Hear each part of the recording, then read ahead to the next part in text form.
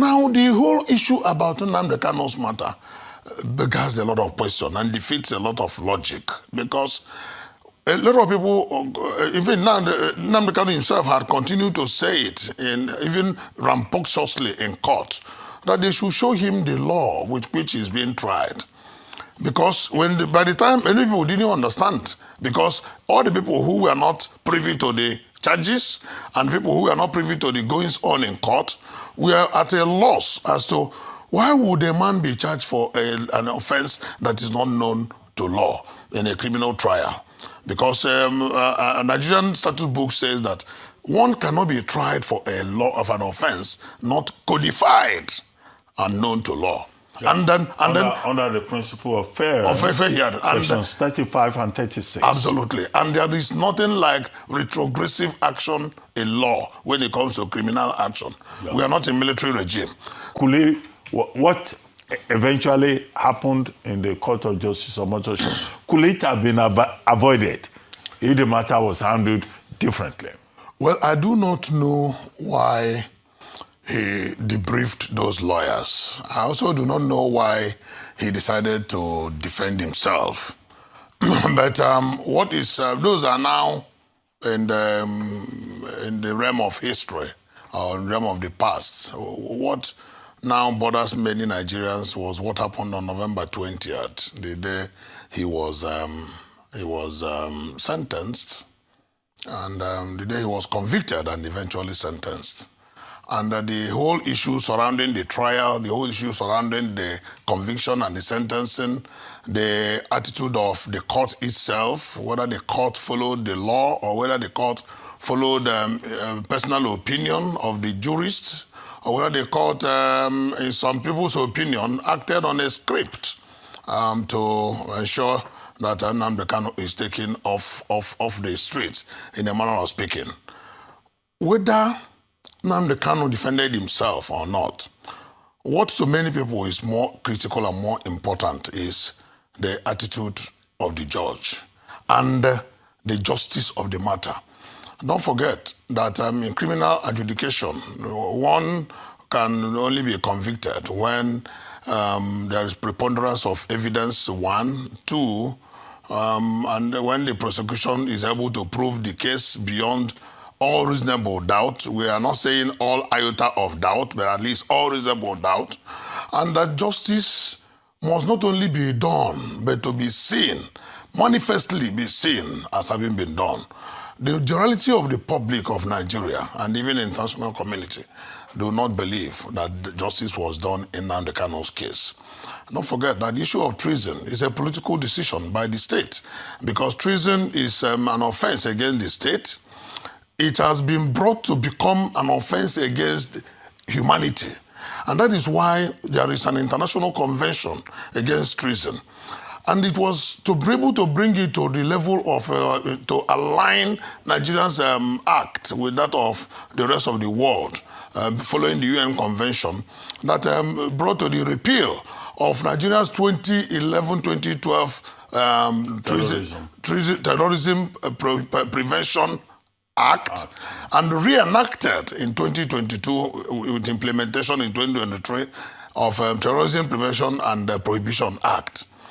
Now, the whole issue about Nnamdi Kanu's matter beggars a lot of questions and defeats a lot of logic, because a lot of people, even now, Nnamdi Kanu himself had continued to say it, even rambunctiously in court, that they should show him the law with which he's being tried. Because by the time many people didn't understand, because all the people who were not privy to the charges and people who were not privy to the goings on in court were at a loss as to why would a man be charged for an offense that is not known to law in a criminal trial. Because a Nigerian statute book says that one cannot be tried for a law of an offense not codified and known to law. Yeah. And then under the principle of fair hearing, sections 35 and 36. Absolutely. And there is nothing like retrogressive action in law when it comes to criminal action. Yeah. We are not a military regime. Now, but Nnamdi Kanu was charged under the old law. Under the old law. Terrorism. He was charged under the 2020. No, not under 2022. under the older law of 2011. 2013, not 2022, 2013. That was 2013. repealed. That's the old law. The old law that was repealed in 2022. Yeah, but So- the new law will not take effect. That's why Chief Awomolo SAN Yes. is saying that the punishment is death penalty. He was quoting the old law, and that the accused person was charged under the old law. The accused person Let's was get charged- the the accused fact person was charged under the old law. Don't forget that that charge under the old law got extinguished in October 2022. When Yeah, but the law, you yourself just said it, Yes. cannot have retroactive effect. we cannot have retroactive effect. Those are issues they will resolve No, at the that- level of appeal. No. There is one major issue that is even on the open. Okay. Because in the first instance, don't forget that Nnamdi Kanu had earlier been acquitted by the Federal High Court before federal government went to Court of Appeal.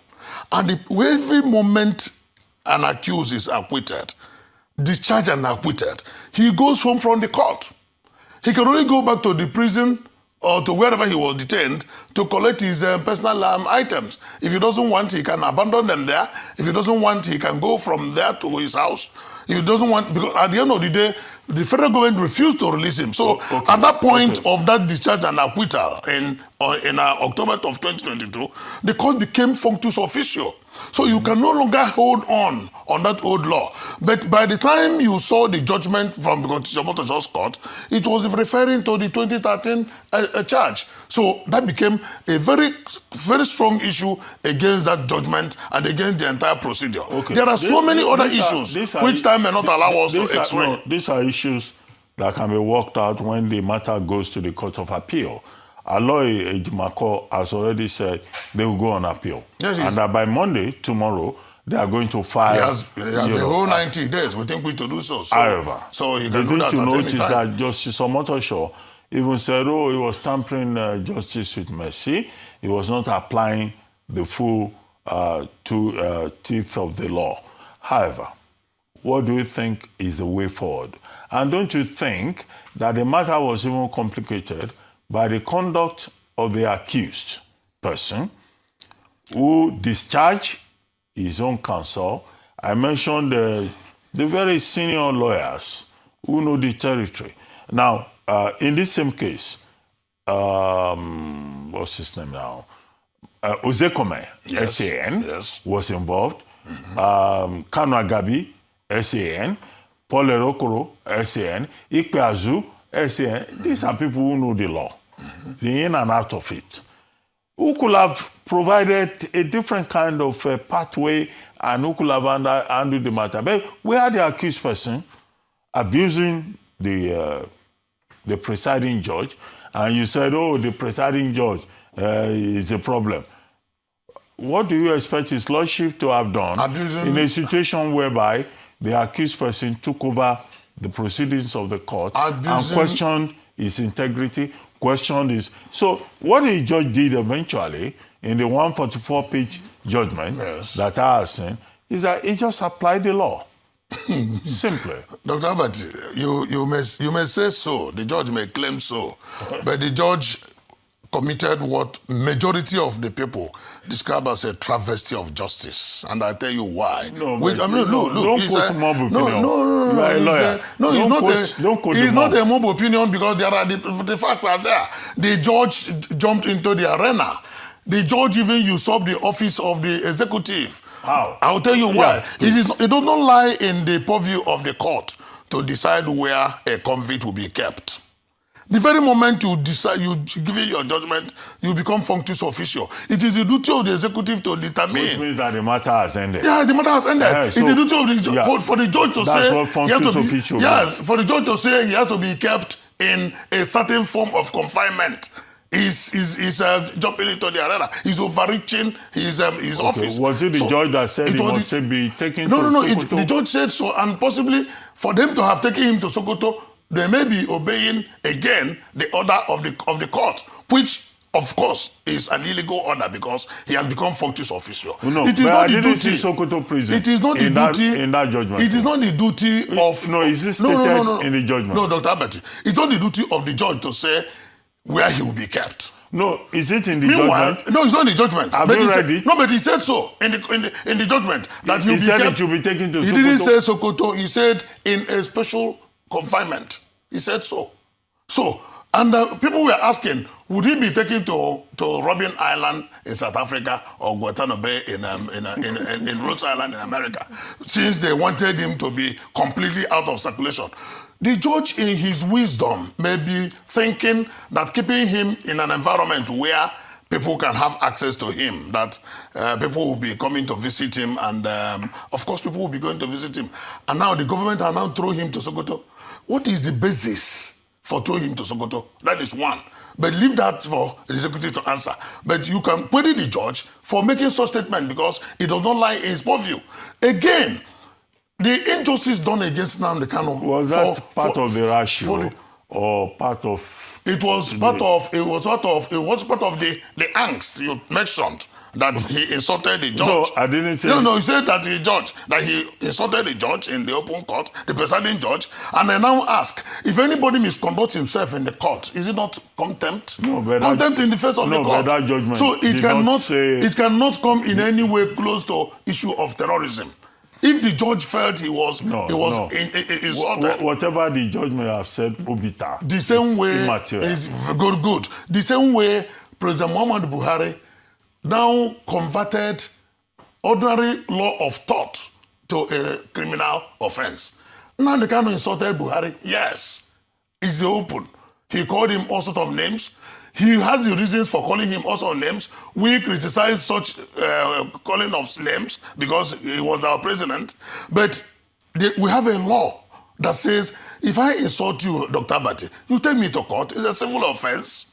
It can't be a crime that he insulted the president, and now the president now turned it to become terrorism. Now, another issue that's very important, another issue that still keeps hanging on is, if you look at all the counts, the 7 counts, a lot of them will be talking about his broadcasts. Almost about 5 of the charges talk about his broadcasts. And that is why his lawyer said, how has Mayor Puffy word of mouth amount to terrorism? You know that when you are talking about criminal issues, you are talking about the actus reus and the mens rea, the reasons and the action. If the mind to commit, and then the act itself, committal of that act. Where is the committal of the act, and where is the mind to commit the act? What he did was he insulted the authorities because he possibly felt that he was not getting what he expected from the system. These are all the issues that will come on appeal at the end of the day. Don't let us reopen the case. All these elementary things about criminal law, let's put them aside. Yes. The matter has already been determined now at this stage. What is the way forward? What do you recommend? No, but first as counsel. No, it's very simple. Were you part of? No, I was not part of the legal team. So, what do you recommend? No, it's very simple. They will go on appeal. Yeah. And they have to go on appeal timeously because our law by says, Monday. Our law says he has 90 days to appeal. But the legal team is up to the task, and they said they are not going to waste any time. But another thing that is important is that now that the written judgment is out, they get certified to a copy of the judgment and they begin to prepare sift through it, bring out all the grounds of appeal, and then go ahead and file the appeal. And that's all. That is the only way forward. And the next way forward is to appeal to Ndi Igbo to take it easy, that this injustice cannot stand. So there's no need trying to get agitated. There's no need trying to resort to self-help. There's no need trying to injure ourselves or injure the people, all in the name of getting angry. Because the law, yes, is an ass, but the same law will be utilized to right the wrongs that have been done against Nnamdi Kanu. I say this advisedly and without any fear of equivocation, that the federal government of Nigeria has not handled Nnamdi Kanu's matter in a judicial. So what do you advise the Nigerian government? The Nigerian government, if I am to advise the government, this time around, the buck now stops on the table of the CNC.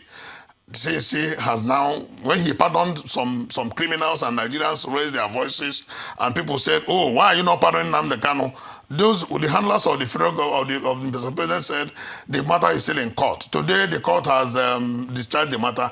Now, the executive can now take over and apply the prerogative of mercy. It is completely at the discretion of Mr. President. And if I'm to advise him, I'll ask him to do so and calm frayed nerves so that we will begin to limit the challenges of insecurity we have in Nigeria. It is mounting all around the country. Let us not add to the problems. It's like pouring fuel into a raging fire.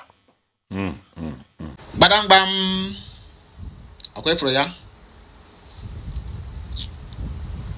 May God bless this man. The headline should not bother you. Because the headline should be J.OMOTOSHO's confession. We'll put it that way. At least this message now, it is very, very open. We call it is very, very opendential. That Martin Nnamdi Kanu was sentenced to life imprisonment with law that don't have anywhere written on it in the Constitution of Federal Republic of Nigeria. You see what that Yoruba monster is doing there, called by Dr. Bati. You are trying to shut him down for him not to spill the truth. We know them. We know what they're capable of doing. No, be the same Yoruba bastard like them. So I'm not surprised when Ojuzo Kalu was on a channel television with Shehu Okumbalaye speaking nonsense against the Igbos. You allow him to flow. I watched the interview. Not that usual interaction, excellency. He allowed him to flow because he was speaking what they want to hear. But this guy now, or rather, this our elder brother and elder statesman, is saying something they don't want to hear. Now they are trying to shut him down. The same Yoruba the president, in prison Martin Nnamdi Kanu. Yoruba the DSS, in prison Martin Nnamdi Kanu. Yoruba the EFCC, in prison Martin Nnamdi Kanu. Yoruba judge, in prison Martin Nnamdi Kanu. Yoruba prosecutors, because there were 4 SANs. 4 Yoruba prosecutors in prison Martin Nnamdi Kanu. Now, Yoruba channels, or rather, Yoruba TV hosts are also shutting the truth about Martin Nnamdi Kanu down. Anyone that is in the favor of Martin Nnamdi Kanu, they will shut it down. But anyone that is in the favor of their paymasters, in bracket, the Yoruba bastard politicians and the Fulanis, then they will allow it to spring up. That is where we find ourselves today. My happiness in all these things is that everything is coming to an end. Yes, everything is coming to an end. Martin Nnamdi Kanu's case will not only finish Nigeria, but it's going to deal with them. In fact, they are going to learn the hard way. Remember the words of Martin Nnamdi Kanu, and don't you ever pity him. I'm just talking about psychologically. Forget about Martin Nnamdi Kanu, he can take care of himself. He said he's going to destroy Nigeria. Not with bombs and ammunition or bullets, but with facts and figures. Before our very own eye, Nnamdi Kanu had destroyed Nigeria completely. It's either you agree with me or you make, you choose what you agree on. But the fact there still remain, you have every right or you are entitled to your personal opinion, and you are entitled to what you accept or what you did not accept. Nnamdi Kanu have destroyed Nigeria completely and there's nothing left again. If you think Nigeria is going to bounce back with what they did to Martin Nnamdi Kanu, 1, you use a law that does not exist to sentence him. 2, you breach every laws. African Union Charter, United Nations Charter, ECOWAS Charter. You went all the way to Kenya and commit international offense. That alone have destroyed Nigeria. As if that was not enough. 9 different courts both locally and internationally, have ruled on the case of Mazi Nnamdi Kanu. In fact, sanctifying, they have sanctified Mazi Nnamdi Kanu.